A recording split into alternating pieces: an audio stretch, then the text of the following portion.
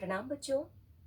आज मैं आपको दूल पाठ के लेखक श्री रामविलास शर्मा जी के बारे में बताऊंगी। उनके बारे में बताने से पहले मैं आपको उनके कुछ तस्वीर दिखाना चाहती हूँ। ये देखिए बच्चों, रामविलास शर्मा जी।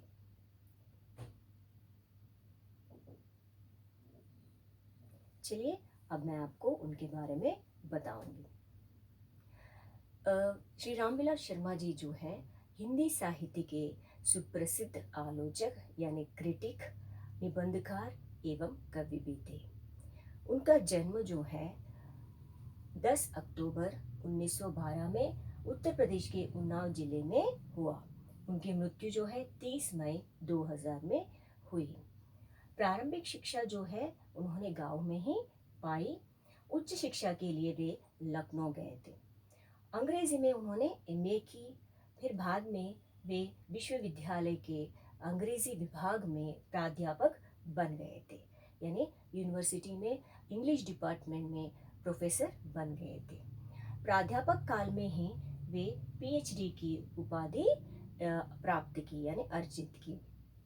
उनके लेखन के क्षेत्र देखिए, पहले पहले रामविलास शर्मा जी जो हैं कविताएं लिखी, फिर उपन्यास यानी नॉवेल्स लिखे और नाटक भी लिखे। बाद में पूरी तरह से वे आलोचना कार्य में जुट गए थे। मैंने पहले भी कहा था कि वे सुप्रसिद्ध आलोचक के नाम से भी जाने जाते, यानी प्रगतिशील आलोचक भी थे। मतलब आलोचना यानी क्रिटिसिज्म, किसी भी निबंध को, कोई भी रचना को, किसी भी रचना या किसी भी कविता को, उनके बारे में सोच विचार कर, यानी सही गलतियों के बारे में सोच विचार कर अपना विचार प्रकट करना ही आलोचना है। और इस आलोचना के क्षेत्र में, आलोचना के कार्य में वे बड़े निपुण थे।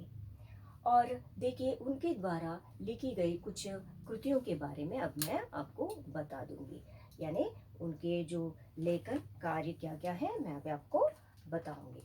भारतेंदु और उनका युग। भारतेंदु का पूरा नाम जो है भारतेंदु हरिश्चंद्र। वे हिंदी साहित्य के पितामह के नाम से भी जाने जाते हैं। और भारतेंदु हरिश्चंद्र जी जो है हिंदी साहित्य के पहले रचनाकार भी माने जाते हैं। और इन्हीं के नाम पर पहला युग यानी भारतेंदु युग बोला जाता है और कहा जाता है। और उनके बाद देखिए, महावीर प्रसाद द्विवेदी जी। आचार्य महावीर प्रसाद द्विवेदी जो है हिंदी साहित्य के यानी आधुनिक हिंदी साहित्य के क्षेत्र में उसको समृद्धशाली बनाने में उनका बड़ा श्रेय रहा। और इसीलिए इनके नाम पर ही दूसरा युग कहा जाता है, जैसे कि द्विवेदी युग। फिर उसके बाद देखिए, हिंदी नवजागरण भी लिखे। प्रेमचंद और उनका युग। प्रेमचंद को तो आप तो जानते ही हैं बच्चों, वे उपन्यास के सम्राट का माने जाते हैं। और उनसे लिखी गई प्रमुख पाठ यानी प्रचलित पाठ है ईदगाह। और देखिए, निराला की साहित्य साधना जो है 3 खंडों में उन्होंने लिखा। निराला जी भी छायावादी के 4 स्तंभों में एक थे। फिर देखिए, भारत के प्राचीन भाषा, परिवार और हिंदी, इसको भी 3 खंडों में उन्होंने लिखा। देखिए बच्चों, और भाषा और समाज, भारत में अंग्रेजी राज और मार्क्सवाद, इतिहास दर्शन, भारतीय संस्कृति और हिंदी प्रदेश। इस तरह उन्होंने आज़ादी के दौरान अंग्रेजियों का राज यानी शासनकाल में किस तरह की समस्याएं थी, मार्क्सवादी का असर कितना था, और इतना ही नहीं, भाषा समाज पर भाषा का महत्व यानी प्रभाव कितना था भाषा के बारे में और समाज के बारे में, और इतना ही नहीं, भारतीय संस्कृति के बारे में भी उन्होंने बहुत सारे लेखन किए थे। और यही नहीं बल्कि इन्होंने कुछ महान पुरुषों के बारे में भी लिखे थे, जैसे कि गांधी जी के बारे में, अंबेडकर, लोहिया, और भारतीय इतिहास की समस्याओं के बारे में भी उन्होंने लिखे थे। और देखिए बच्चों, और भी कुछ कृतियां हैं जो है बुद्ध, वैराग्य और प्रारंभिक कविताएं हैं। सदियों के सोए जाग उठे, ये भी एक कविता है। पाप के पुजारी, एक नाटक है।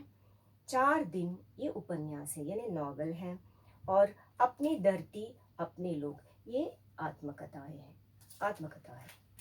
तो ये थी बच्चों उनसे लिखी गई प्रमुख कृतियाँ। अब मैं आपको उनके पुरस्कारों के बारे में बताऊंगी। तो चलिए बच्चों, श्री रामविलास शर्मा जी को साहित्य अकादमी पुरस्कार मिला है।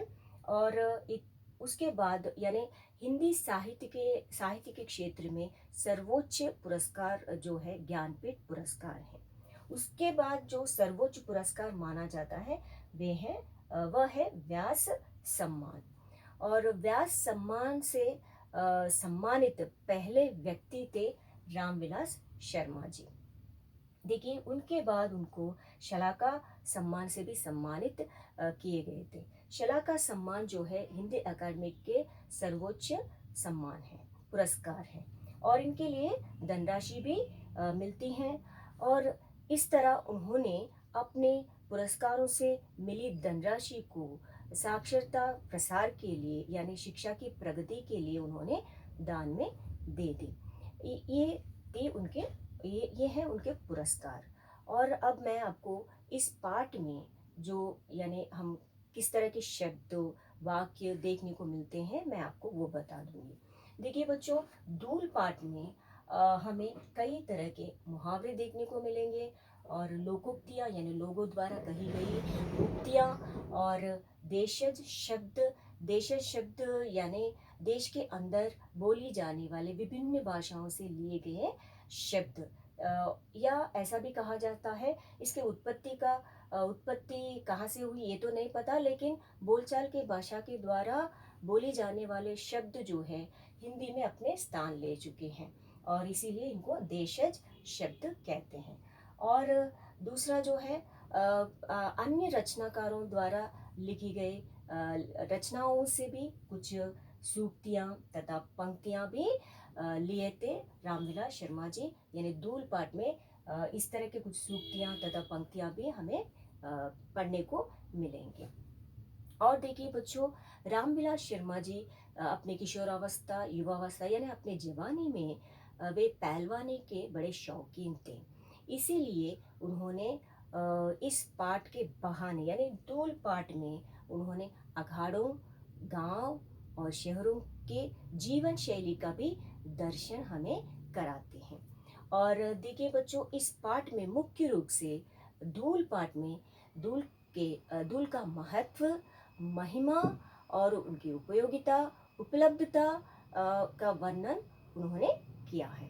और इतना ही नहीं बच्चों, इस पाठ में वे दूल के नन्हे कणों के यानी दूल के नन्हे कणों के वर्णन से शुरू करके देश प्रेम तक का पाठ पढ़ाते हैं। यानी छोटे से नन्हे कणों से वर्णन शुरू करते हैं, फिर वे देश प्रेम तक का पाठ पढ़ाते हैं। तो बच्चों, जो भी पाठक जो है ये पाठ जब पढ़ेंगे, दूल पाठ पढ़ेंगे, दूल को यूं ही दूल में नहीं उड़ा सकेंगे। तो बच्चों, ये है रामविलास शर्मा जी के जीवन परिचय। उम्मीद करती हूँ आपको समझ में आया होगा। धन्यवाद बच्चों।